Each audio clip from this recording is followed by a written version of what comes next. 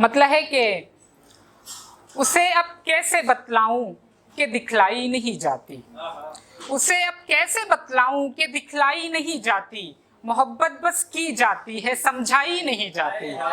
उसे अब कैसे बतलाऊं कि दिखलाई नहीं जाती, मोहब्बत बस की जाती है समझाई नहीं जाती। और शेर है कि ये खुशबुए मोहब्बत है बहुत मखसूस होती है, ये खुशबुए मोहब्बत है बहुत मखसूस होती है, ये सिर्फ महसूस की जाती है फैलाई नहीं जाती।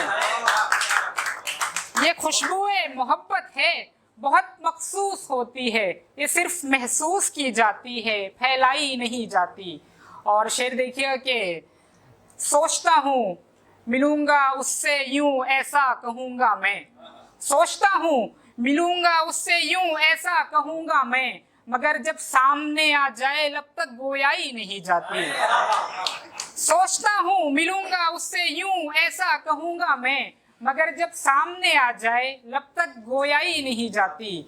और शेर देखिएगा, और ये शेर मैंने इश्क़ हकीकी पर लिखा है कि अदब से नाम पे उनके मैं आंखें चूम लेता हूँ, अदब से नाम पे उनके मैं आंखें चूम लेता हूँ, यही है वो दवा जिससे बीनाई नहीं जाती। अदब से नाम पे उनके मैं आंखें चूम लेता हूँ, यही है वो दवा जिससे अब बीनाई नहीं जाती।